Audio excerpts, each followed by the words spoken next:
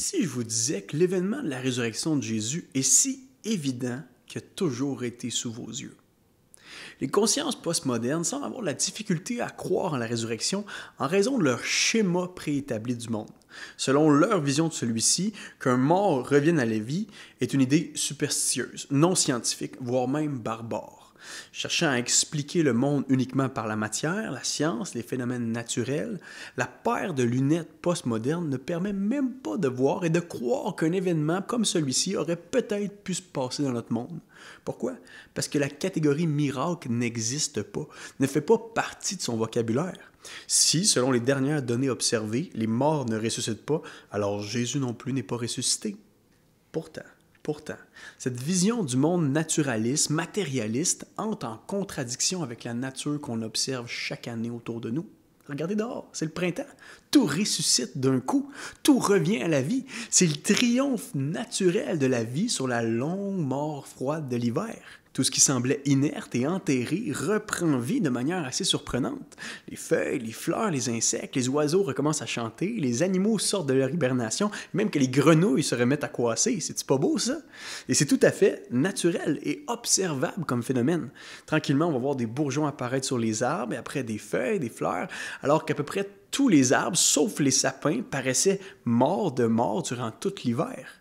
Notre Seigneur a écrit la promesse de la résurrection, non seulement dans les livres, mais dans chaque feuille du printemps, disait le théologien Martin Luther. Les cieux et la voûte étoilée proclament la gloire de Dieu et l'œuvre de ses mains, nous disent les psaumes. Eh bien, vous savez quoi? La terre autour de nous en fait tout autant. Pensez au processus de semence dans les champs durant l'été. On met une graine en terre, on l'enterre bien comme il faut, là, et tranquillement, une forme de vie va se développer et éventuellement donner place à une plante. Il faut tuer la graine, il faut l'enfouir, il faut l'ensevelir dans le sol pour que la vie émerge tranquillement. Jésus lui-même a utilisé cette métaphore naturelle de la semence pour annoncer sa propre résurrection à venir. On dirait en fait que sa résurrection là, avait été prévue depuis la fondation du monde, à un tel point que la faune et la flore en avaient été informées. En fait, la résurrection fait partie du tissu originel de la création. Pensez juste au cycle de sommeil et de réveil qu'on traverse chaque jour. Qu'est-ce qui se passe? On tombe chaque soir raide mort, littéralement, sur notre lit, et boum! 7, 8, 9 heures après, notre corps, notre esprit reviennent soudainement à la vie, après 2-3 espressos, bien sûr. Pensez au cycle de la chenille qui doit s'enfermer et mourir pour revivre en papillon. Pensez au bébé naissant qui émerge des profondeurs de l'utérus pour naître. Je suis d'accord, ce ne sont pas nécessairement des preuves de la résurrection, mais bien des images puissantes, des métaphores vivantes, des symboles marquants et des pancartes indicatrices de la résurrection de Jésus. Au fond, c'est des indices qui nous informent que ce passage de la mort à la vie n'est peut-être pas une idée si insolite et dépassée que ça. Lorsqu'on considère que ce processus de renversement radical, de nouveauté de vie, prend forme dans le cours naturel des choses de ce monde. Il faut savoir en fait que ça fait longtemps que les peuples ont remarqué la réalité de la résurrection imbriquée dans les structures profondes de notre monde. Dans l'Antiquité, la mythologie grecque avait nommé des dieux pour expliquer le fait que les plantes traversaient un cycle de vie et de mort, etc. à chaque année. Les Égyptiens avaient des divinités de la résurrection à la personne d'Isis et d'Osiris.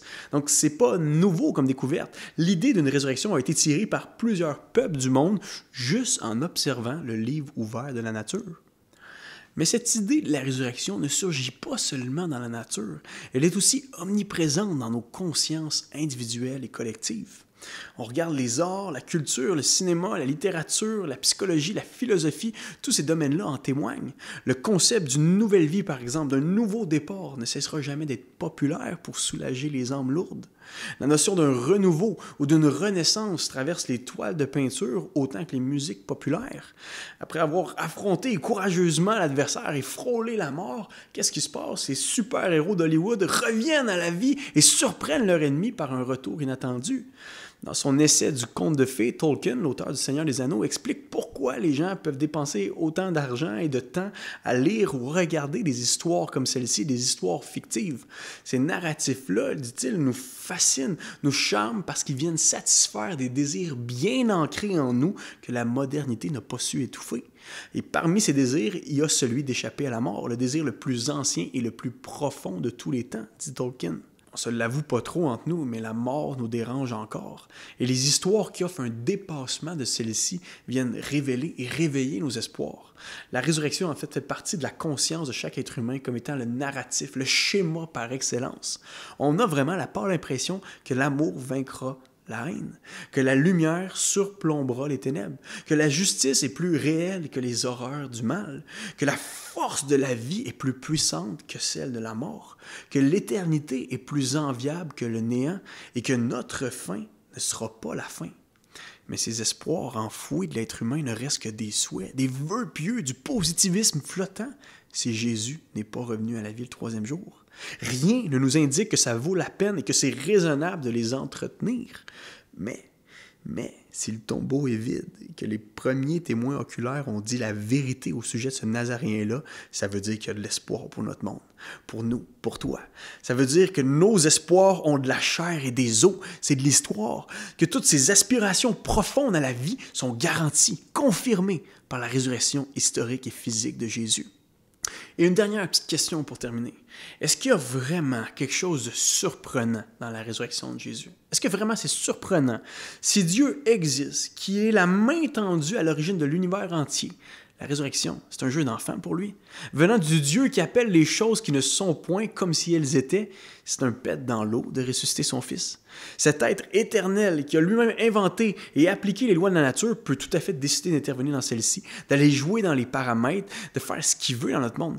Si vous accrochez un peu au niveau de la résurrection, le fait que Jésus soit mort et revenu à la vie, en fait, vous devriez commencer à vous poser la question sur la vie elle-même, le début de votre vie, la vie en elle-même, ce monde. Pourquoi il y a de la vie tout court dans cet univers? Pourquoi il n'y en aurait pas? Je vous choque pas trop là, en vous disant que les conditions nécessaires à votre vie, à votre existence, ne viennent pas de vous-même, mais qu'elles viennent de l'extérieur. Il n'y a rien que vous n'avez pas reçu en tant qu'être humain. Vous n'avez pas créé votre propre vie. Il y avait un temps où vous n'existiez pas, vous n'étiez pas là. Mais le seul qui a le pouvoir de la vie en lui-même, éternellement, le pouvoir de l'être, celui qui par lui-même subsiste, c'est le Dieu éternel qui est l'auteur de la vie, la fontaine de la vie, l'essence de la vie, la source de toute chose. C'est lui qui donne à tous la vie, le souffle et toute chose. C'est par lui que nous vivons, que nous bougeons et que nous sommes. On peut lire dans les Actes des Apôtres. Sachant ça, c'est la question inverse qui surgit et je vous laisse avec celle-ci. Comment ça aurait été possible que l'auteur de la vie, présent à la création de ce monde, Jésus, et par qui tout a été fait dans ce monde, reste mort et inerte dans sa tombe après sa crucifixion? Impossible.